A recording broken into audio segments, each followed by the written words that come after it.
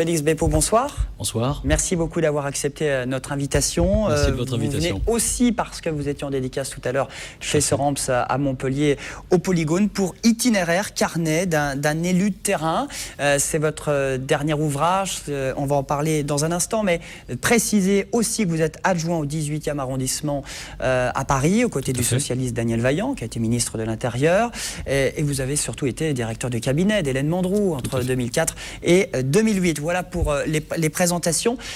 Vous sortez un livre à quelques mois de scrutins électoraux importants. C'est pas anodin si vous sortez un bouquin sur la politique? Tout à fait, pas du tout anodin. Et en effet, par rapport à ce que les gens m'ont dit pendant la séance de dédicace, où il y a eu beaucoup de monde, on se plaint à Montpellier des divisions et il y a un besoin de rassemblement à l'évidence, mais il y a surtout un formidable espoir, une formidable attente de ce qui peut se passer pour ce pays aux échéances nationales de l'année prochaine.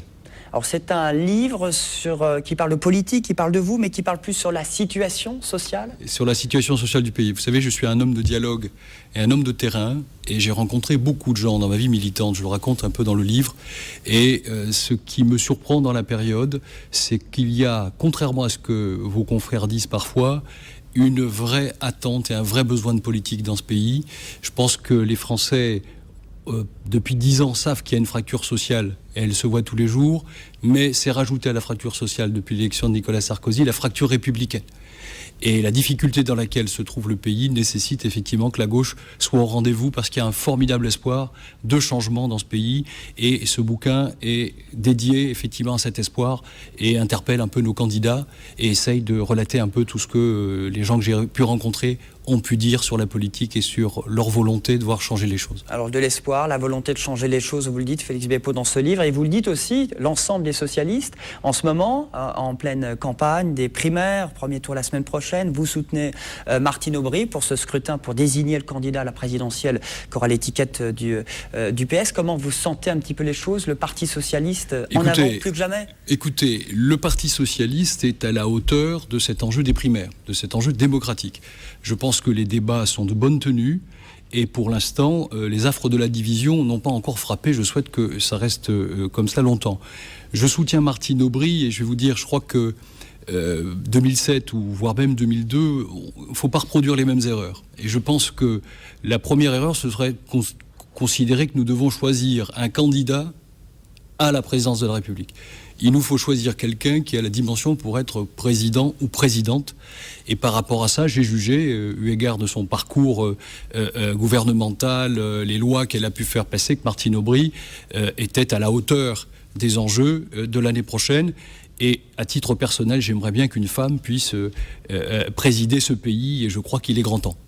Alors vous soutenez Martine Aubry qui est soutenue par Hélène Mandroux, qui est la maire actuelle, maire socialiste de Montpellier, que vous connaissez bien puisque vous avez été à ses côtés entre 2004 et 2008 pour avoir été directeur de cabinet. Vous avez toujours des nouvelles d'Hélène Mandroux, et quel rapport vous entretenez maintenant par rapport à avant? Alors écoutez, d'abord sur Martine Aubry, je soutiens Martine Aubry, mais comme tous les socialistes, le 10 octobre, comme le 17 octobre, on sera tous rassemblés. Il y aura un 10 octobre, il y aura un 17 octobre. Donc Martine Aubry, c'est la candidate, et si elle est désignée, je la suivrai bien volontiers. Et mais François si c'est Hollande, un autre, si jamais, si c'est François Hollande, je le suivrai également, parce que les socialistes doivent être à la hauteur. Hélène Mandroux, écoutez, Hélène Mandroux est une amie. Je l'ai déjà dit, je ne suis plus son conseiller. Elle a un nouveau cabinet, il faut les laisser travailler, les laisser s'installer. Elle a modifié les délégations à l'intérieur de son équipe municipale. Et je crois qu'effectivement, pas en ce qui concerne les équipes municipales. C'est le premier remaniement, si ma mémoire ne me fait pas défaut. Donc pour le reste, sur ces conseillers, je resterai discret, parce que je ne suis plus en fonction, je suis passé à autre chose, et je suis passé de l'autre côté, si j'ose dire, et c'est le terrain qui m'intéresse. Quelle image vous avez gardée de Montpellier? Est-ce que vous êtes prêt à revenir à Montpellier, à revenir en politique un jour? Écoutez, moi je suis amoureux de Montpellier depuis 1978. Donc ça ne remonte pas à hier. Et la chance que j'ai eue de pouvoir travailler ici pour le département, pour la ville, n'ont pas altéré, si vous voulez, cette relation unique que j'ai avec cette ville. Je dis souvent que j'ai deux amours, Paris et Montpellier. Donc Montpellier est très cher dans mon cœur. Bon, la crise, le chômage, l'emploi des jeunes, le logement, il y aura beaucoup de thèmes dans la campagne présidentielle, mais aussi c'est l'un des leitmotifs d'Hélène Mandroux, médiatiquement en tous les cas, c'est notamment le mariage homosexuel.